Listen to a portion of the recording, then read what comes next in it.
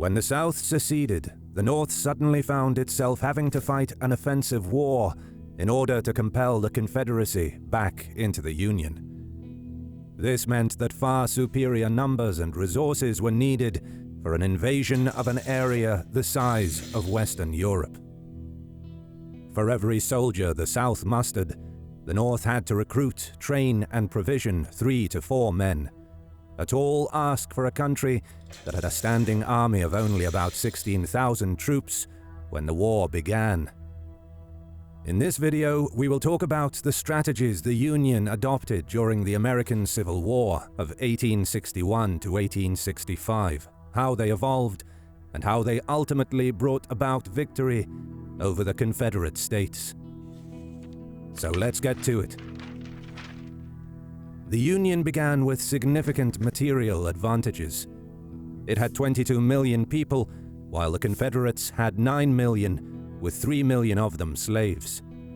It had 20,000 miles of rail to the South's 9,000, and was responsible for over 90% of the antebellum US's industrial output. In war, it would produce 30 guns for every one the South made, and would mobilize 2 million soldiers to the South's 1 million. Under Abraham Lincoln, the North's war aims were clear: preserve the Union. But how could this be achieved, and how to do it at least cost? Initially, proposals such as the Crittenden Compromise tried to solve the issue peacefully. Lincoln, however, rejected compromising on the sticking point of slavery, not just because of moral and intra-party factors, but also because he feared setting a precedent for what he saw as Southern extortion of the federal government. More forceful strategies soon took over. General-in-Chief Winfield Scott proposed doing what was done during the Nullification Crisis, which was to hold the remaining coastal forts, demonstrate federal authority by collecting import duties, and dare the Confederates to fire the first shot. In April 1861, the South did just that against Fort Sumter. Despite the outbreak of hostilities, Lincoln, Scott, and many Northerners assumed that most Southerners were still pro-Union, and given the right circumstances, they would overthrow the secessionists. The North should therefore stand firm, but restrain itself. Major military action would only generate anti-Union sentiment, or worse, an insurgency. Such thinking informed Scott's Anaconda Plan of May 1861. First, the Union would strengthen its blockade against southern ports. Then a force of 60 to 80,000 would move down the Mississippi and secure New Orleans. Thus encircled, the Confederates would realize their situation and stand down, given enough time. The Anaconda Plan blocked important supplies from reaching the Confederate Army, but it also touched every aspect of life in the South. The once vibrant art scene in cities like Charleston and New Orleans practically vanished, and for many wealthy Southerners, the art trade was a great source of income. It's a trend that still continues today around the world, where the ultra-wealthy have sizable portions of their portfolios dedicated to their art holdings. In fact, 70% of high net worth figures already allocate over 10% of their portfolios to art. And the general public is catching up, because the art and collectibles market is already worth $1.7 trillion and expected to grow by another $900 billion in the next 4 years alone. That means there's plenty of money floating around, ripe for the taking, but the question has always been, how? And a fintech startup out of New York City, already valued at $1 billion, finally has a solution how to get around the high cost of entry without needing to own a plantation or casino steamboat. We're talking about Masterworks. Masterworks enables anyone to be a stakeholder in art, from the likes of Picasso, Basquiat, and Banksy. And their 360,000 plus members are already seeing results, because to date, the 3 paintings Masterworks has sold all returned over 30% to investors, net of fees. Although I have to add that past performance is no guarantee of future results, but still 30% is quite an impressive number.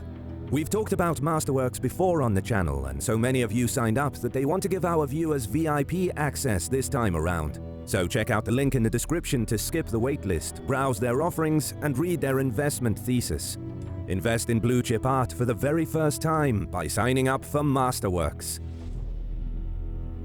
As we mentioned earlier, the Anaconda Plan was very time-sensitive. But time was what Lincoln didn't have.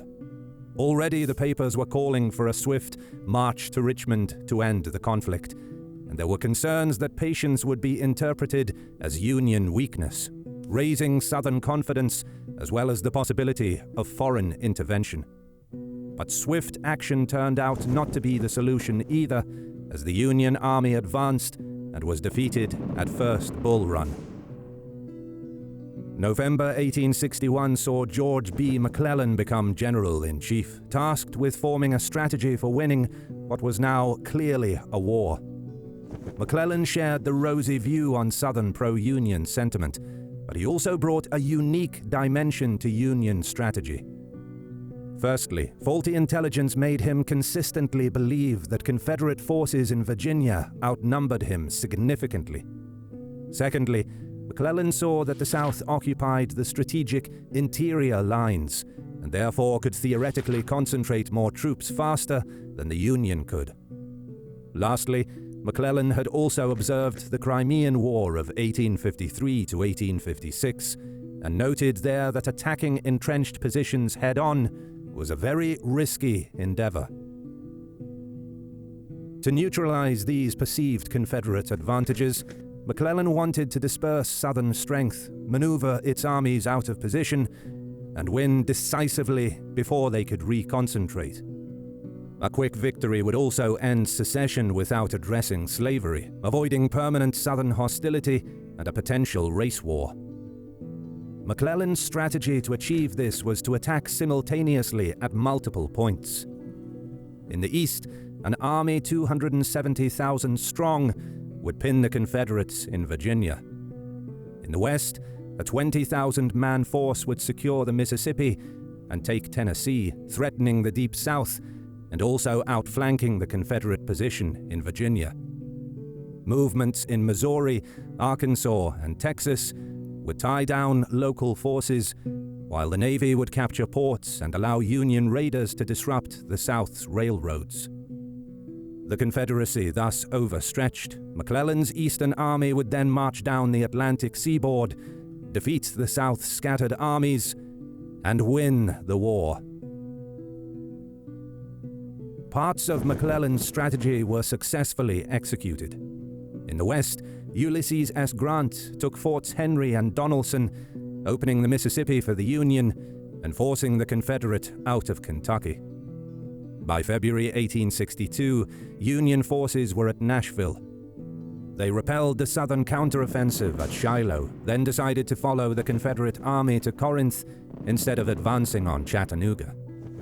The Navy took New Orleans in April and made an attempt on Vicksburg in May. But the critical part of the plan, McClellan's Army of the Potomac, failed. Unwilling to risk a head-on battle against the Confederates with only 150,000 men, McClellan first delayed, then in March attempted a flanking movement at Richmond via the Virginia Peninsula. He took too long, and by September the Confederates, under Robert E. Lee, had ejected the Union from most of Virginia. Lee then invaded the North, and while he was stopped at Antietam, this and the Confederate invasion of Kentucky underscored the South's continued willingness to fight. By this time, Lincoln had accepted that assumptions of Southern pro-Union feeling were wrong, and that the war effort needed to be escalated. Grant had already been living off occupied territory since mid-1862, and now William Tecumseh Sherman suggested that deliberate exhaustion of Confederate territory was key to breaking the South's will to fight and achieving victory.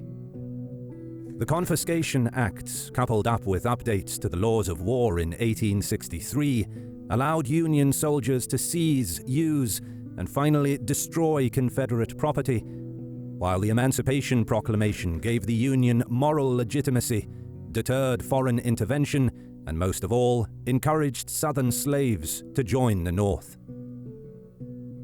Henry Halleck replaced McClellan as General-in-Chief in July 1862, and in October proposed a plan to fragment the South. Grant, aided by troops from New Orleans, was to capture Vicksburg. The fall of this last stronghold on the Mississippi would not only sever Texas, Louisiana, and Arkansas from the Eastern Confederacy, but would also reopen the river for trade and appease Lincoln's Midwest voters.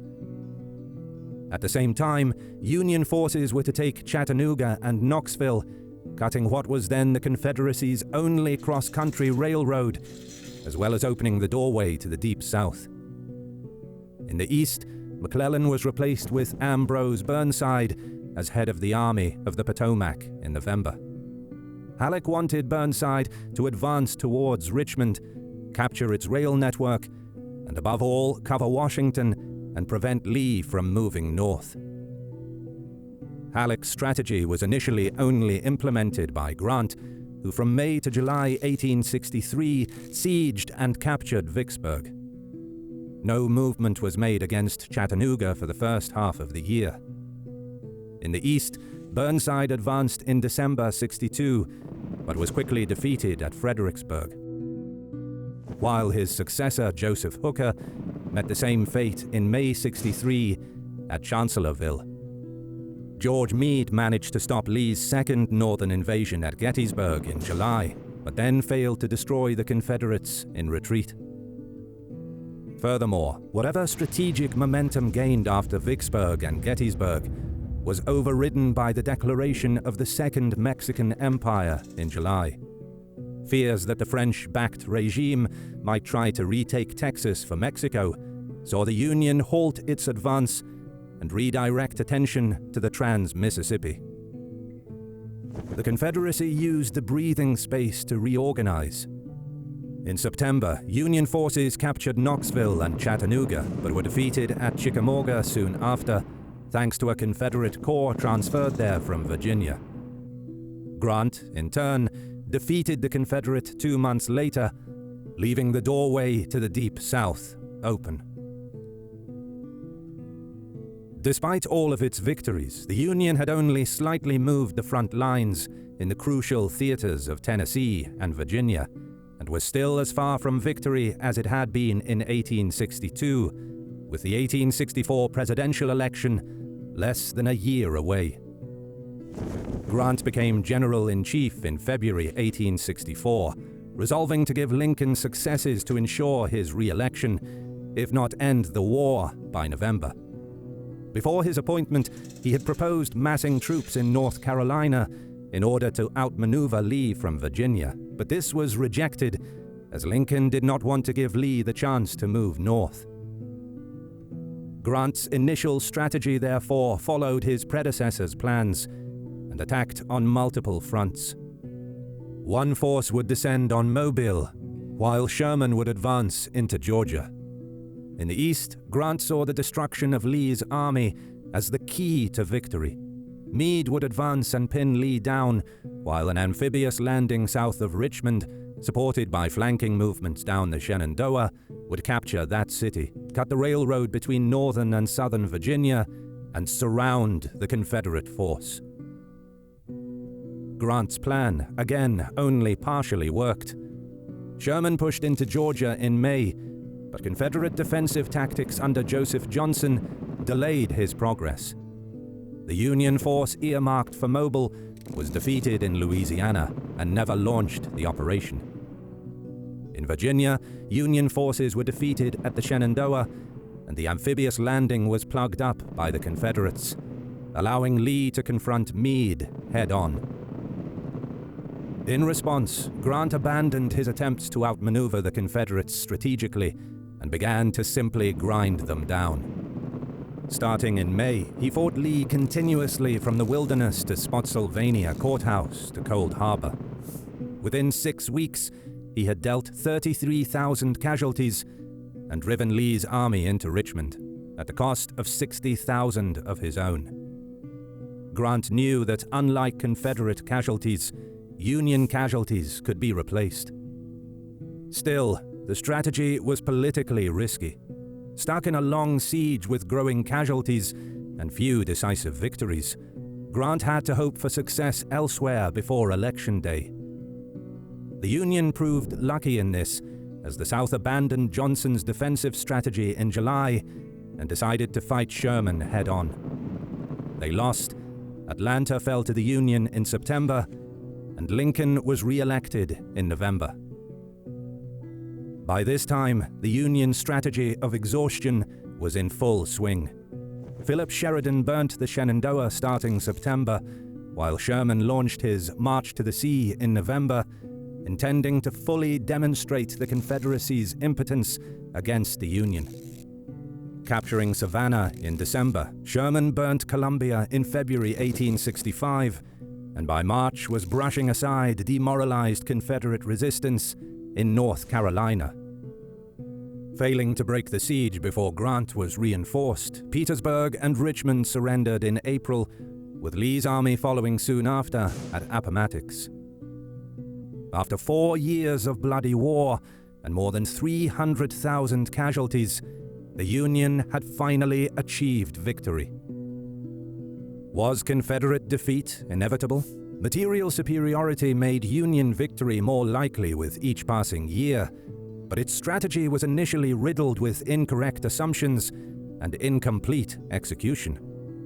Grant's attrition strategy assumed great political risk, and had the Confederates managed to cumulatively delay the Union in the West by a couple of months, Lincoln may well have lost re-election. Ultimately, the Union managed to create and execute a strategy that played to its strengths and Confederate weaknesses, which is why it achieved the final victory. Thank you so much for watching. If you enjoyed the video, give us a like, and don't forget to subscribe if you're new around here. Big thanks to our patrons for supporting our work. And as always, we'll see you in the next one.